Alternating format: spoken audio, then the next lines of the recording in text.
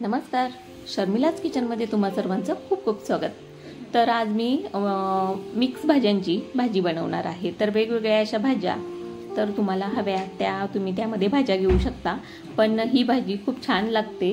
उपवासासाठी किंवा कुठल्या कार्यक्रमासाठी सुद्धा आवडीने खाल्ली जाते। तर मी या मिक्स भाज्या चिरून स्वच्छ धुवून घेतलेल्या आहेत। तर पाण्यामध्ये जरा भिजत ठेवून दिलेल्या होत्या। तर आता ह्या मी भाज्या पूर्ण काढून घेते। आता मी यामध्ये साहित्य घेतलेले आहे। बारीक चिरून कांदा घेतलेला आहे, टोमॅटो बारीक चिरलेला आहे, लसूण बारीक चिरून घेतलेला आहे, कोथिंबीर आणि आलं लसूणची पेस्ट आणि आपलं खोबऱ्याचं वाटण ते घेतलेलं आहे, रोजच्या जेवणातलं ते आहे। तर मी कढईमध्ये तेल घातलंय, त्यामध्ये जिरं मोहरी घातले। आता त्यानंतर बारीक चिरून घेतलेला कांदा घातलाय। आता तो परतून घेते व्यवस्थित।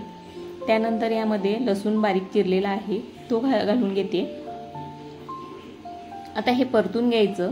त्यामध्ये कढीपत्त्याची पानं घालते। कढीपत्त्याची पानं मी प्रत्येक भाजीमध्ये घातले, त्यामुळे ती भाजीला टेस्ट सुद्धा छान लागते। आता त्यामध्ये टोमॅटो घातला, तो पूर्ण असं मऊ होईपर्यंत परतून द्यायचं। आलं लसूण मिरचीची पेस्ट घातली आणि त्यानंतर यामध्ये आपलं खोबऱ्याचं वाटण, आपण रोजच्या जेवणामध्ये जे वापरतोय ते वाटण घातलं। तर आता हे मसाले घालते। तर 1 चमचा हळद, 1 चमचा लाल तिखट, 1 चमचा गरम मसाला, 1 चमचा जिरा पावडर। तर असं मी पूर्ण हे मसाले घालून घेतले त्यामध्ये। आता हे मसाले परतून घ्यायचे, त्यामध्ये पाणी घालायचं, म्हणजे पूर्ण मसाले शिजले जातात छान आणि ह्यामध्ये कांदा आणि टोमॅटो सुद्धा छान शिजला जातो। आता ह्याला तेल सुटायला लागलं की ह्यामध्ये ही भाज्या आहेत त्या घालून घ्यायच्या। तर पूर्ण भाज्या घालून घेतलेल्या आहेत त्यामध्ये। तर या भाज्यांमध्ये तुम्हाला आवडीच्या असतील भाज्या त्या तुम्ही घालू शकता। गाजर घालू शकता, फरसबी घालू शकता किंवा यामध्ये शेवग्याच्या शेंगासुद्धा तुम्ही घालू शकता। तर छान ह्या मिक्स भाज्यांची टेस्ट, पूर्ण भाज्यांची चव यामध्ये उतरते आणि खूप छान लागतात। तर हे पूर्ण परतून घेतलं की ह्यामध्ये मी मीठ घालून घेतलं। तर लगेचच मीठ घातलं की मीठ या भाज्यांमध्ये पूर्ण असं मुरलं जातं आणि छान लागतं। तर या भाज्या मीठ घातलं तरी लवकर शिजतात। तर आता झाकण ठेवून मी 5 मिनिटे याला वाफ देऊन घेते, म्हणजे भाजी अशी जास्त फास्ट गॅस करायचा नाही, कारण जास्त आपण पाणी घातलेलं नाही यामध्ये। तर थोड्या मीडियम गॅसवर ही भाजी आपण शिजवून घेणार आहोत।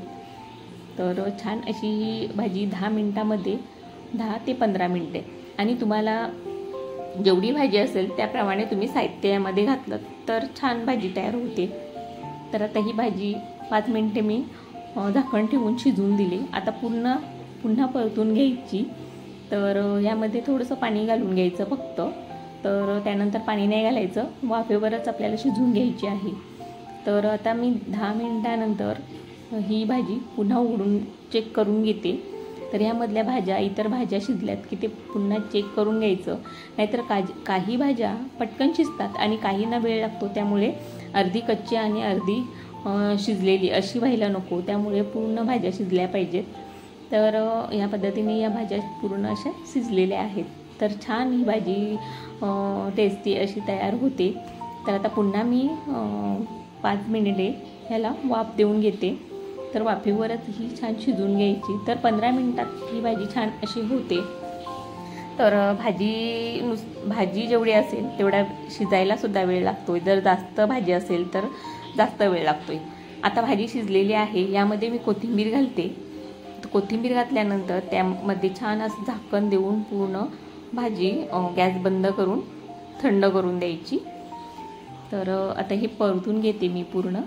आता बाउलमध्ये सर्व करून घेऊया। तर कशी वाटली तुम्हाला आजची ही रेसिपी? तुम्हाला आवडली असेल तर अशाच नवीन व्हिडिओ पाहण्यासाठी शर्मिलाज किचनला सबस्क्राईब करा। तर पुन्हा भेटूया अशाच एका नवीन रेसिपी बरोबर। तोपर्यंत धन्यवाद।